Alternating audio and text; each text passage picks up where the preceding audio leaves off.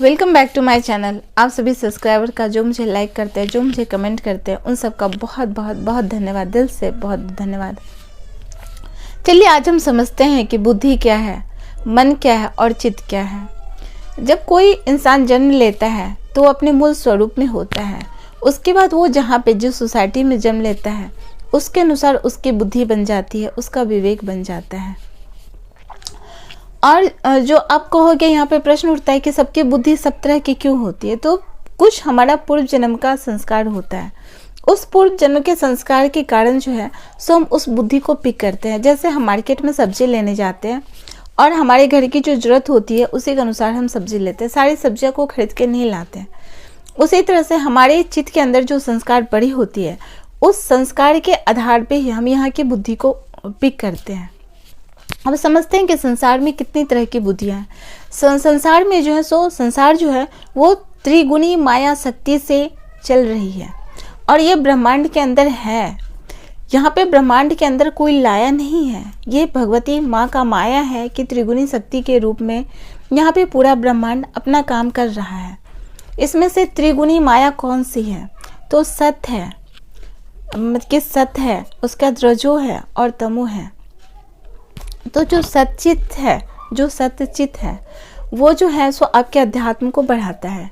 रजो जो है सो आपके भोग के प्रवृत्ति को बढ़ाता है और तमो जो है वो संघार को, गुस्सा को, क्रोध को यानी स्वयं को ही नष्ट कर देना, ये भी एक तमो एक अपने आप में है कि हम खुद को नष्ट कर देंगे, ये भी तमोगुणी के आधार पे ही है। तो हर प्रत्येक इंसान में, प्रत्येक इंसान जो होता है ये त्रिगुणी माया के अंदर ही आता है और सबके अंदर ये त्रिगुणी माया होती है।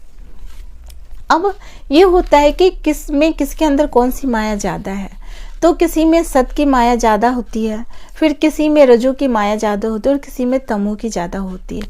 उसी के आधार पे उस व्यक्तित्व का जो व्यक्तित्व होता है उसी के आधार पे हम मान लेते हैं कि उसमें क्या ज़्यादा है, सत्य ज़्यादा है या तमो ज़्यादा है या रज ज़्यादा है। ठीक है, तो अब चलिए, अब बुद्धि जो है सो आगे चल करके उसका अहंकार बन जाता है।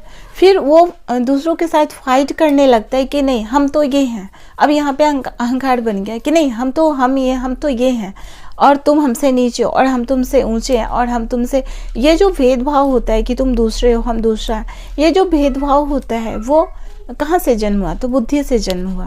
तो बुद्धि किसको जन्म देता है, तो बुद्धि जो है अविद्या को जन्म देता है। फिर यहाँ पे अविद्या क्या है, तो अविद्या जो है सो मान के चलो कि जो आपको, जैसे कि पेड़ है, छोटा सा है और वो ऊपर की ओर जा रहा है और बहुत ज़्यादा फल फूल से भरपूर हो रहा है, तो हम कहते हैं वो पेड़ बहुत सुंदर है। तो जैसे हम मनुष्य योनि में आए हैं तो मनुष्य योनि अपने आप में 84 लाख योनि में सबसे अच्छी और सबसे जो परिपक्व योनि होती है वो मनुष्य योनि होती है। अगर हम अच्छे कर्म नहीं करते हैं या हम उस बुद्धि अविद्या को ग्रहण करते हैं तो हमारे इसका निश्चित है कि अगर हम अविद्या को ग्रहण करते हैं तो हमारा जो है सो निम्न योनि में जन्म होगा, ये कन्फर्म है। अगर हम सतोगुण को अपनाते हैं और सतोगुण रूपी बुद्धि को ग्रहण करते हैं तो वहाँ पे जब हम सतोगुणी रूपी बुद्धि को ग्रहण करते हैं तब हमारा अज्ञान का नाश हो जाता है। तब हम इस भ्रम जाल जो है, ये जो त्रिगुणी माया है, इससे हम हट जाते हैं और हमें पता चल जाता है कि ये जो है ये सब कुछ माया के वशीभूत होकर के ये सब अपना काम कर रहा है, इसमें हमारा कोई योगदान नहीं है और हम इसमें कुछ कर नहीं रहे हैं।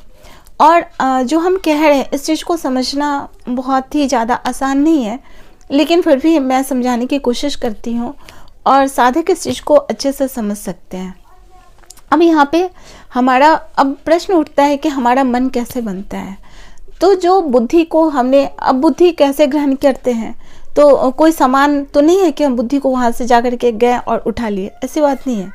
जो हमारे पास जो 5 सेंस ऑर्गन्स है, जो भी है, तो 5 सेंस ऑर्गन्स जो हम देखते हैं, जो सुनते हैं, जो महसूस करते हैं, इस 5 सेंस ऑर्गन्स जो हमें दिखाई देती है, जो कि बचपन से हम पढ़ रहे होते हैं, तो इसके द्वारा जिस चीज़ को हम ग्रहण करते हैं वही अविद्या है। जब हम ये 5 सेंस ऑर्गन्स के पड़े जाते हैं, 6 सेंस के पास जाते हैं, वहाँ पे हमारा अविद्या का नाश होता है और हम वहाँ से विद्या को ग्रहण करते हैं। लेकिन इस 5 सेंस ऑर्गन से हम जो कुछ भी ग्रहण कर रहे हैं वो सब कुछ अविद्या को ही जन्म देता है। और जब 6 सेंस पे हम कैसे पहुंचते हैं, तो जब तक हम अपने 5 सेंस ऑर्गन्स को समेट करके अपने अंदर नहीं लाते हैं, तब तक हम साधना के अंदर उसका प्रवेश नहीं हो सकता है। तो चलिए अब हम समझते हैं कि बुद्धि को समझ गए थोड़ी बहुत, अब हम समझते हैं कि मन कैसे बनता है। तो जो बुद्धि है जिसको हमने पिक किया और कहीं ना कहीं हमारे माइंड के अंदर जाके वो स्टोर हो गया और कोडिंग का काम किया। अब कोई भी चीज़ थॉट्स है वो काफ़ी बार बार हमारा रिपीट हो रहा है, बहुत ज़्यादा रिपीट हो रहा है, यानी कि मल्टीपल टाइम रिपीट होता है। फिर जो धारा होती है, विचार की धारा होती है, वो हमारा मन बन जाता है। जैसे मान के चलो कि कुछ खाने का मन हुआ, हमारा मान के चलो रसगुल्ला खाने का मन हुआ, तो हम रसगुल्ला को कैसे समझे, तो सबसे पहले हमने कभी खाया, फिर उसका नाम हमें पता है इसलिए कि हमने नाम सुना और जी से उसका टेस्ट लेके खाए, तो हमारे दिमाग के कंसेप्ट में स्टोर है कि रसगुल्ला ऐसा होता है, गोल होता है, उसमें रस भरी होती है और वो मीठा लगता है। ये चीज़ हमें पता है इसलिए कि हम वो 5 सेंस ऑर्गन से उसको कोडिंग कर चुके हैं। तो अब कोडिंग वहाँ पे हो रखी है, लेकिन अब मेरे विचार में आ रहा है कि वो आज खाते हैं, मतलब कि आज मेरा खाने का मन है, फलाने की दुकान पे बहुत अच्छा मिलता है और हम जा कर के खा लेते हैं। और ये इतनी ज़्यादा बार मल्टीपल होता है। मान के चलो किसी को कहा है डॉक्टर कि तुम मत खाओ, लेकिन फिर भी छोड़ो हटाओ, यानी कि बुद्धि जो होता है वो हमारे अंदर तर्क का काम करता है, हम उससे तर्क करते रहते हैं और मन ही मन में अंदर में लड़ते रहते हैं, एक द्वंद्व भाव चलता रहता है हमारा और बहुत ज़्यादा। अब यहाँ पे एक प्रश्न उठता है कि हमारी लड़ाई किससे होती है, तो हमारी लड़ाई जो होती है, जो कि महाभारत में दिखाया गया था, पांडव धर्म और अधर्म के बीच लड़ाई होती है, तो ठीक हमारे मन के अंदर भी एक धर्म और एक अधर्म की लड़ाई होती है, यानी कि सतोगुण और तमोगुण और रजोगुण, ये तीनों आपस में लड़ रहे होते हैं। या फिर जिसका संस्कार ज़्यादा होता है वो हमारा मन बन जाता है।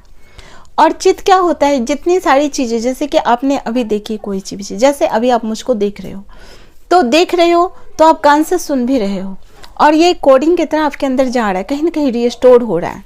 तो अगर ये ज़्यादा सतोगुण ज़्यादा रिस्टोर होता है तो आपका चित्त जो है वो बन जाता है। और आपके एक जन्म के संस्कार नहीं होते, इसलिए कि बहुत सारे ऐसे आपके दिमाग में बात आते हैं जो आपकी मम्मी से नहीं लिया गया होगा, पापा से नहीं लिया गया होगा और समाज से भी नहीं, फिर भी वो आपके मन में होगा। बहुत ऐसा चीज़ होता है कि वो चीज़ होगा और वो चीज़ आपको दूसरों से अलग करता है। तो उसका ये मतलब होता है कि पूर्व जन्म के जो हमारे पास चित्त जो पड़ा हुआ था, स्टोर हुआ था, और जैसे ही हम थोड़ा सा आगे बढ़े और उस बुद्धि में गए तो फटाफट वो हमारे ब्रेन में आ गया कि हमें ये करना, और आपके मन को, आपके दिमाग को, आपकी चेतना को अच्छा लगने लगा। फिर हम बुद्धि के आधार पे और मन के आधार पे अपने विवेक को निर्धारित करते हैं कि हमें फिर अपना एक सिद्धांत बनाते हैं।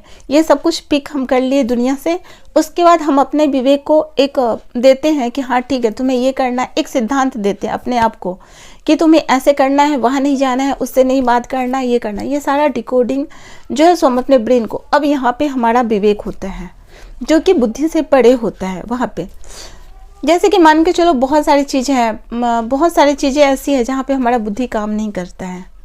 जैसे कि मान के चलो कि बहुत छोटा सा एग्जाम्पल है, प्रेम है, तो प्रेम में हमारा बुद्धि काम नहीं करता है। हमारा एक तरह से कह सकते हैं कि मन, मैं उस प्रेम की बात नहीं कर रही हूँ, मैं उस प्रेम की बात कर रही हूँ जो कि भावना है, जो कि बचपन में था, जो कि आप उसके तब देखते थे और वो हंस देता था, मैं इस प्रेम की बात कर रही हूँ। आज की जो प्रेम है मैं उसकी बात नहीं कर रही हूँ। तो वो एक भाव है, एक भावना है, वो नियंत्रण बहता रहता है। मान के चलो कोई पशु आया आपके सामने, अगर आदमी कहेंगे तो आप कुछ गलत ही सोच लेते हो।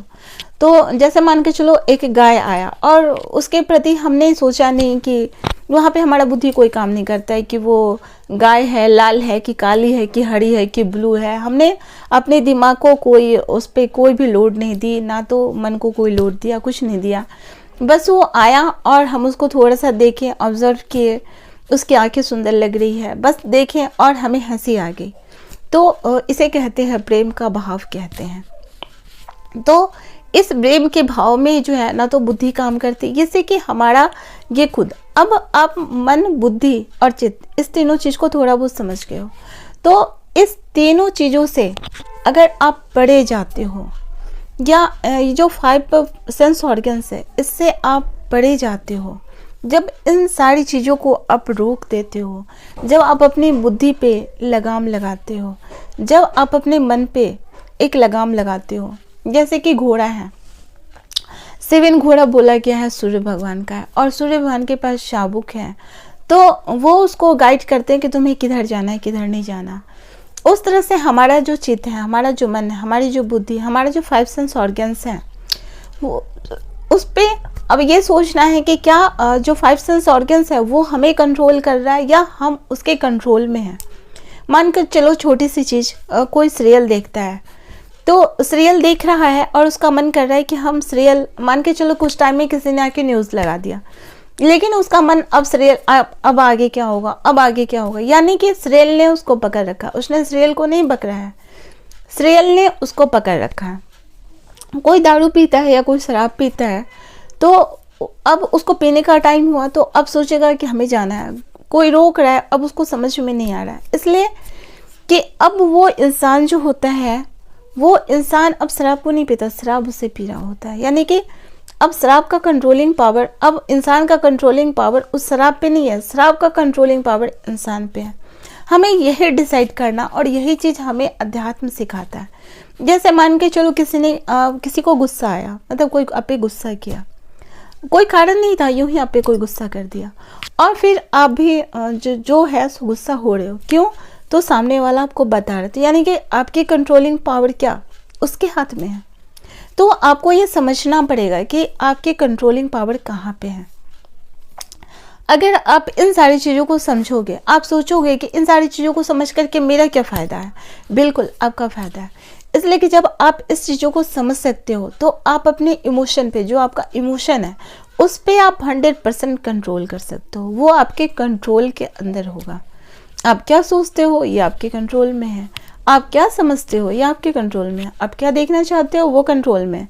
और सबसे बड़ी बात, आपके में जो ईगो की पावर सबसे ज़्यादा होती है कि हम ये हैं, हम ये हैं, और हमारे धर्म में ये सिखाया, हमारे धर्म में ये सिखाया, उससे परे भी कुछ है, उससे परे भी कुछ है। आप उस चीज़ को जानो, जब इस चीज़ को जान जाओगे तब आप मतलब एक प्योर सोल हो जाओगे। फिर आप एक प्योर सोल होकर के उस भगवान से, उस गॉड से, उस परमेश्वर से अपने आप को कनेक्ट कर पाओगे, तब समझ पाओगे कि एक भगवान की दुनिया कैसी होती है। और जब आप इंसान होते हो तो आपका सिर्फ एक स्टेप होता है, यही एक, जैसे कि एक 84 लाख योनि होती है और सबका एक दरवाज़ा होता है। आपने सुना होगा कि 84 लाख योनि गोल गोल है और हर चीज़ यहाँ पे सर्कल में, इसलिए सब कुछ यहाँ पे गोल है। तो बस एक मनुष्य योनि का ही वो दरवाज़ा होता है जो कि खुला होता है, और अंधेरी कोठरी होती है और वहाँ से आपको निकलना होता है, और सब कुछ माया के वशीभूत होकर के सब कुछ ऐसा सराउंड राउंड घूमता है।